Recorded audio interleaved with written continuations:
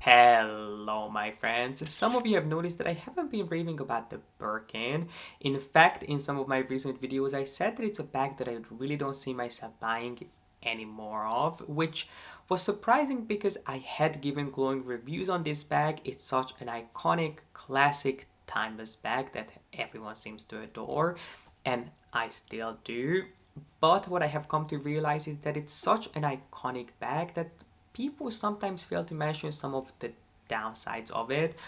I'm not sure if they don't want to criticize it because it's so expensive or because it would be too controversial to do so, but I want to shed some light on some of the cons of this bag because they are incredibly expensive, and I want to make sure that you know what you're getting yourself into before going out there to spend a lot of time and a lot of money on one of these bags. So without further ado, if you'd like to hear what I don't love about the Birkin because you already know what I do, then please be sure to give this video a thumbs up, subscribe down below if you haven't done so yet, and keep on watching. Let's start with a brief history lesson on the Birkin because it's a bag that hasn't been around for nearly as long as most people think it has. So the Birkin bag was born in 1984 on a flight from Paris to London when Jane Birkin, the actress, sat next to Jean-Louis Dumas, and she kept complaining, allegedly, that she cannot find a bag that would fit all her essentials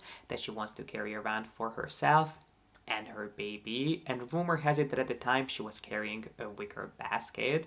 So Jean-Louis Dumas on the flight came up with the initial designs of the Birkin bag, which contrary to popular belief wasn't a groundbreaking design. It is one that was based on the first bag that Hermes ever launched, which was the HAC. The HAC is still very much around, but it was designed in the 20th century with the aim to help horse riders and equestrians carry all their essentials in one heavy-duty bag that is not going to fall apart and will look stylish while you're carrying all these pieces. So these bags were incredibly oversized. They were designed to fit your saddles, your horse riding boots, and pretty much anything and everything that you could need in the stable. And even though the HAC is still very much around, and I think it is popular these days, it's mainly marketed as a bag for men, even though over the years there have been several different iterations of it. They launched different sizes for women, so smaller sizes, but these days you'll find them in their men's selection, usually in size 40 and 50, which are quite large bags, even though they don't sound that big, considering that there are Birkins that are 40 centimeters, which some people carry on a daily basis. An HAC 40 is going to feel a lot bigger than a Birkin 40 would because of the proportions. It is a lot narrower, but quite a bit taller, and the handles are also shorter, which makes them a little bit more difficult to handle, at least in my experience. But today we're not here to talk about the differences between the Birkin and the HAC, but I did want to bring it up because the Birkin was technically based on the design of the HAC, and ever since the Birkin was born, it has been a relatively popular bag. It wasn't as popular back then as it is today. If you can believe it, there was a point in time when you could buy as many bags as you wanted if you were at the right place at the right time and they actually had these pieces in stock. You were able to get one on the spot, which is not quite how it works these days. Over the years, these bags have become so highly coveted that they actually had to put a limit on how many of them each person can buy each year, which currently is sitting at 2. So they are beautiful bags. They have this incredible history and this incredible heritage. And one thing that no one can take away from the Birkin is that it is exceptionally made. I feel like once you have felt a Birkin, you've handled it, you've used it, you will realize that nothing will ever compare, or at least nothing that I have ever felt, which I know kind of sounds weird, but you know what I'm trying to say. They are just the most beautiful, substantial, skillfully crafted bags out there. I have never seen or felt anything quite like it. So it's a beautiful bag that I think is worth the money and is worth the hype, but it is not perfect at the end of the day. And today we're here to talk about some of the features that I wish Hermes could improve upon, or some that I want you to be aware of before you're going to go out there to try to get your hands on one of these bags. So as you probably know, the Birkin features two top handles, which are some of the most time-consuming elements on the Birkin to create. It's one of the reasons why Birkins are slightly more expensive than Kelly bags usually. It is the top handles because they are so incredibly time-consuming to create. They can be a challenge even for the most skilled craftsmen, but as beautiful as they are not necessarily the most functional. So when it comes to Birkin bags, obviously the only way you can carry them really for most people is handheld, because the smaller you go with the Birkin, the smaller the handles are going to be. Obviously they have to keep the style proportionate, so the drop of the handles as well as the handles themselves will get smaller as you go to smaller bags. So you might have a larger Birkin that you're able to put in the crook of your arm, so you technically have two ways of carrying it, either handheld or in the crook of your arm.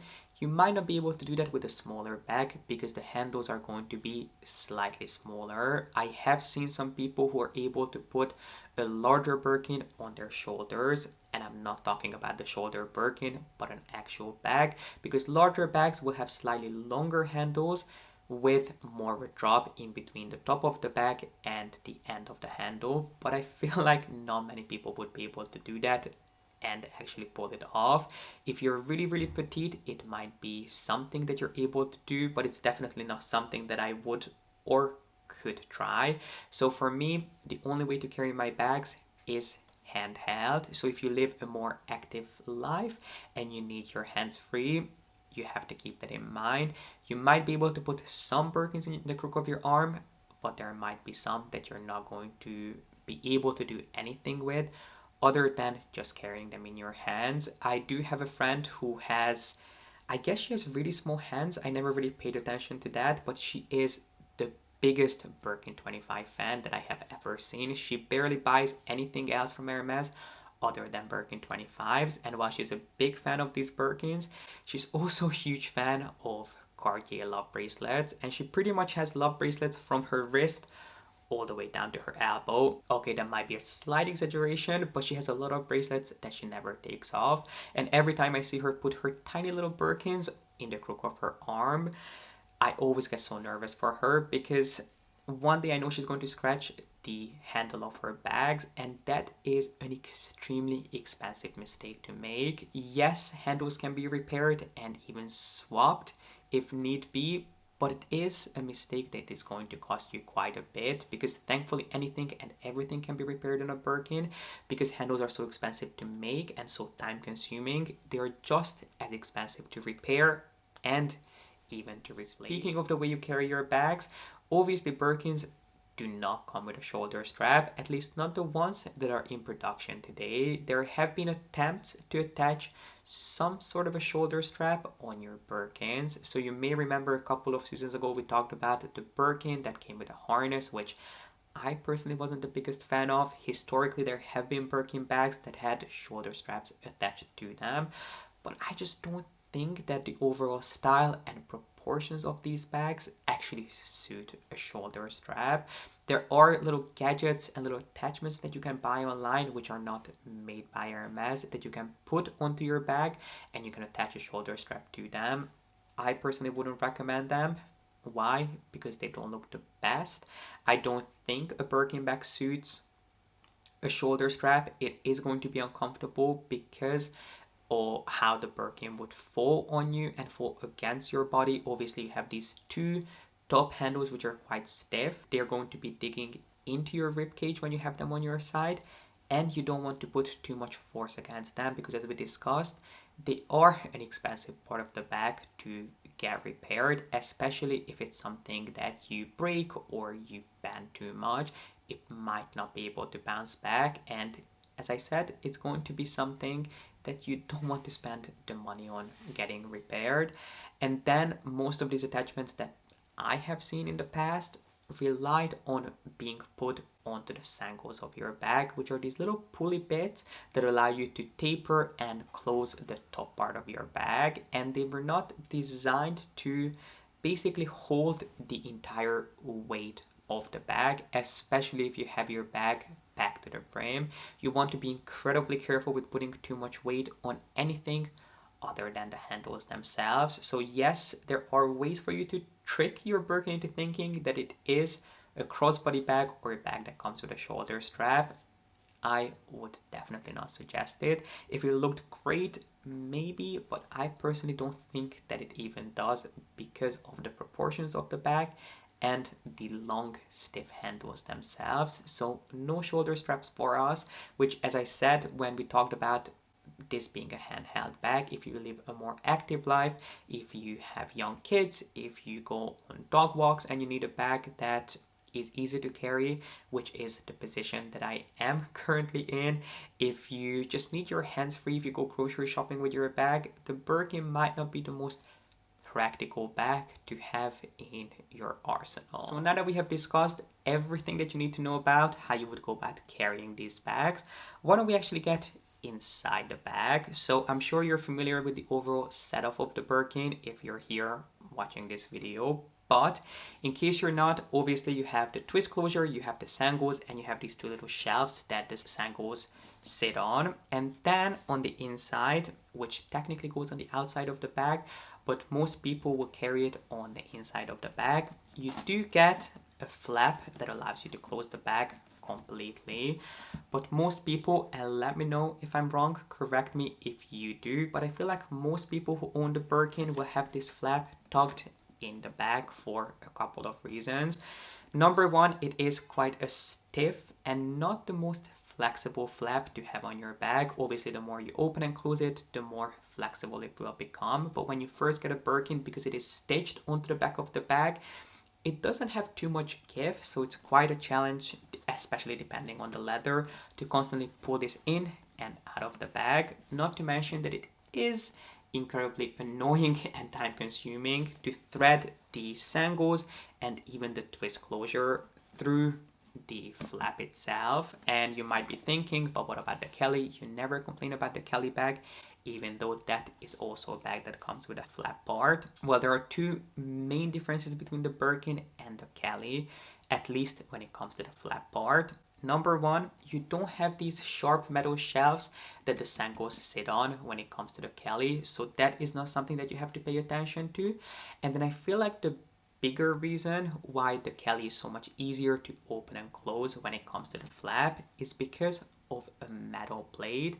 If you have a close look at the Kelly bag, you can see that on the top flap there is a tiny little metal plate, which you don't have on the Birkin.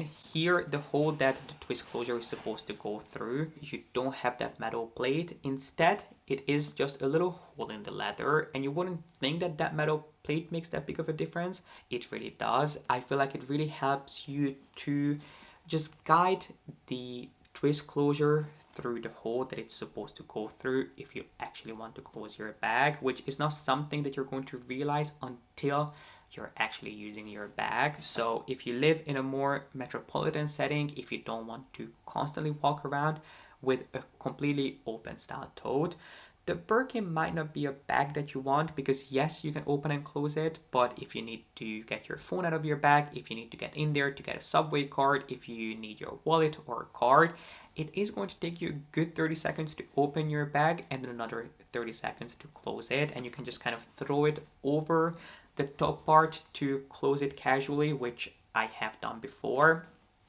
But let's be honest, most of us who own these bags carry them completely open, which I have one trick for you if you're going to be carrying a Birkin and you have something more valuable in there. Whenever I have something in there that I definitely do not want to lose or accidentally pull out with something else without realizing it, is obviously most of my Birkins have an insert in them. If you've been watching me for a while, you're not going to be surprised to hear that I have a 7RP insert in all of my Birkins, and I always have. Now, full transparency, this video is in no shape sponsored by 7RP, but I have worked with them in the past and I do have an ongoing discount code with them. But this As I said, it's not sponsored by them. They don't know that I'm going to be talking about their insert.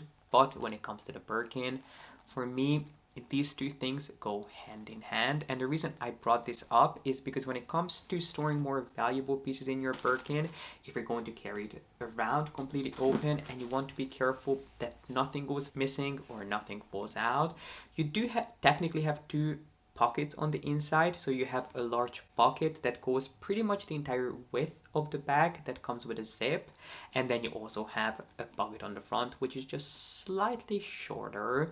These are not pockets that you really want to use, and I know I'm being extremely nitpicky. I might be even overly critical, but I want to highlight all of these things in case you want to take the best care of your Birkin bags, because these are expensive bags that can last a lifetime, if not several lifetimes, if you take good care of them. So I don't want to put you off of using them. I don't want to make you overly nervous about the way you use your Birkins, but there are a couple of things that I want to highlight. So one of the things is that if you have a bag made of a softer leather, you want to be careful with what you store in the back pocket, because if you have something bulkier or something even a little bit sharper in there, like a set of keys, it can start showing through the bag itself and you'll start seeing the outline of it, creating this mark in the leather itself, which I feel like would be incredibly difficult, if not impossible, to get rid of. And then the same goes for the front pocket, which I used to use to store my phone in here with my subway card, as well as my card holder at times, just things that I needed easier access to. But what I started to realize is that over time, the bag slowly started collapsing in on itself, because I had obviously a heavy phone in there. I was constantly reaching in and out of that pocket, and it started dragging the front of the bag down. So obviously you can use it. It's not going to break your bag. It's not going to be the end of the world. But if you are as careful as I am, these are details that you want to pay attention to. So having an insert in your bag makes the world of a difference, because it does have several different pockets on it. It will support your bag from the inside out, so it cannot collapse in on itself as much as it could without anything being in there. To me, it has made the biggest difference. So it helps you organize. It does have pockets that you can take advantage of. But the reason I brought up the insert is because if you have something like a passport or some more important documents, maybe a piece of jewelry that you're taking to get repaired, what you can do, what I tend to do, is actually put those in an empty bag at the very bottom, and then I take my insert with all of my things inside and I gently place it on top of those, because these inserts were custom made to perfectly fit your Birkin.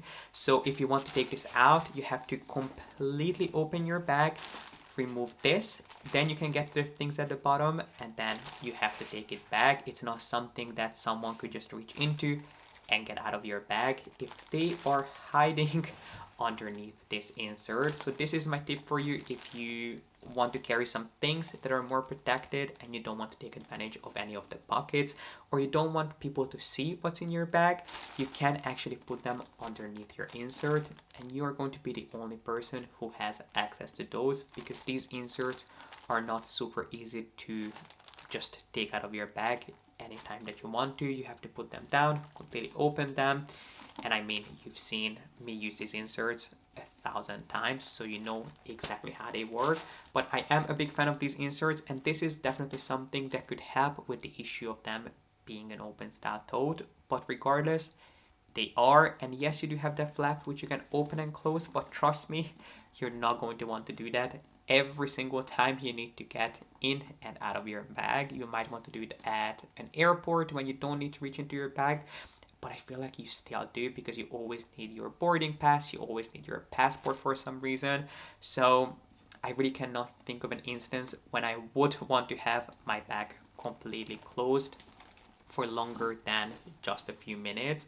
So for me, an insert helps with that, but do keep in mind that it is predominantly going to be an open style tote in your collection. And since we just touched on the idea of a Birkin bag becoming more slouchy over time, why don't we talk a little bit more about that? So Birkins, if you don't love a slouchy soft bag, most Birkins are not going to be for you. If you prefer a more structured look, Thankfully, these days you have the option of the Birkin Cellier, which comes in a handful of different sizes.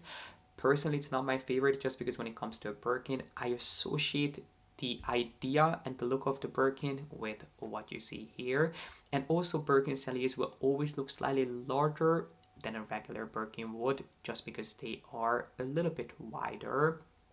But if you prefer a more structured bag, the Birkin Cellier is of course there for you to see. But when it comes to the original Birkin, there is nothing you can do. Slowly but surely, they will start melting almost like a candle, which I really appreciate. Now, if you don't want your bag to completely start losing its shape, definitely invest in an insert. You don't want an insert that is too hard, that starts reshaping your bag, because you can actually do more damage than good by doing that. But for me, the 7RP inserts have been perfect. I mean, if you look at my Togo bag, which Togo is one of those leathers that is notorious for becoming incredibly soft, incredibly fast. It's another leather that will hold its shape well. But as you can see, this bag that I've had for, I want to say I've had this bag for about 6-ish years, but I have definitely got my money's worth out of it, because there were a couple of years there when I pretty much didn't use anything but my Birkin 35 in black, and still whenever I want to use a Birkin, this is the one that I will reach for. And even though I've had this for a while, I've loved it, I have abused it. It is one that kept its shape, I think, really nicely, which I think is because of the insert. I've had an insert in this since the day I got it and since the day I started using it, and as you can see, it has done wonders for this bag, and especially when it comes to maintaining the overall shape. But it definitely looks a lot more slouchy and a lot more relaxed than it did when I first bought it, which is just the name of the game when it comes to Birkins. So if you don't love a slouchy bag, this is not going to be for you. And also, if you don't like a heavy bag, you don't want to reach for a Birkin, you can play around with the weight of the bag, obviously depending on how much you put in there. But Birkin bags are heavy to begin with. Some will be heavier than others. If you buy a bag in Epsom, let's say, they are going to be by nature a lot lighter. But I have to tell you, I am not the biggest fan of Birkin bags in Epsom, at least not the original Birkin. When it comes to the Birkin Cellier, that is a different story. I think they look beautiful in Epsom. But when it comes to a traditional Birkin bag, I don't think they look the best in Epsom, because Epsom is not a leather that ages well with a more slouchy structure. It is quite a stiff leather, so if it needs to keep a shape and hold on to it, it will do that beautifully, but it doesn't become relaxed nicely as it ages. It starts breaking, it starts cracking, and I just simply don't think that it is the best investment to buy a more slouchy shape, be it a Birkin or a Kelly in Epsom. When it comes to a structured bag, Epsom in my opinion is the best leather that you can go for, but when it comes to a bag like a Birkin, it's just not my personal preferred leather. But I cannot deny it, an Epsom bag is going to be a lot lighter than a bag like Togo or even a heritage leather bag would be. And the last con that I wanted to highlight here is going to be pretty obvious, but look at this bag and what is the first thing that you think of? The first thing that you think of is Hermes and the Hermes Birkin, because this bag is so undeniably recognizable. I feel like whether you are into luxury fashion or you're not, you're still gonna know this bag because it is so incredibly iconic, which is definitely a great thing. But if you are going for a more subtle, understated look, it might not be the bag that you necessarily want to carry out, because it definitely has a lot going on. I feel like a Birkin has a lot more going on than a Kelly does. You obviously have all these metal elements, you have the twist closure, you have the logo on the front, you have the top handle stitched down, so there's definitely a lot going on. I still think it's balanced and it's elegant. It's not in your face or shouty, but it is a bag that is at this point incredibly well known. So what I have been doing is I've actually been carrying my bags this way, just with the handles and the saddle stitching of the sangles facing outward, and I've been having the twist closure actually facing me, just because I want to show off not only the incredible leather but the beautiful stitching instead of all the metal bits, which is definitely new to me. I always said that one of my favorite things about Birkin bags is all the hardware details, which I still love. I mean, there isn't anything like the hardware of an Hermes bag. They are so smooth, they feel so incredibly luxurious. But I am definitely appreciating this look a lot more these days than the front of the bag, and I would definitely suggest that you give it a try. I feel like it will add a completely different look to an outfit than having the bag like this would. And if you want to spice it up slightly, you can definitely put a back charm on the back of the bag. You could even use something like a pendant as a back charm, which is what I have been doing. But in hindsight, would I recommend the Birkin? If you love the way it looks, you're buying it because of the exceptional quality, the timeless element, the timeless shape, and the fact that it will last a lifetime, if not several lifetimes. I would 1000% recommend it. But just make sure that all of those features that we discussed, you wouldn't be bothered by, because these are things that you will only realize when you're actually using the bag. These are not things that you will notice at first glance. But I hope you found this video helpful. I really hope you enjoyed it. Again, I'm not trying to put you off of buying a Birkin. I just wanted to bring some things to your attention that I think are important, because you're going to be spending a lot of money on these bags. But if you find a style and a size that suits you and your proportions, you find it incredibly functional, it is a bag that you will never get tired of, and it will genuinely last a lifetime in your collection. Hence, I consider it a great investment. But I hope you guys enjoyed this video and you got something out of it. If you did, make sure to give it a thumbs up and don't forget to subscribe down below. And please let us know in the comment section your thoughts on the Birkin. Do you love it? Do you hate it? Are there things that I forgot to mention here? Are there things that you would add? Please let us know in the comment section, because I know your comments would help out someone else. But for now, thank you so much for watching. I really appreciate you being here, and I hope to see you back here with a new video really soon. But for now, bye.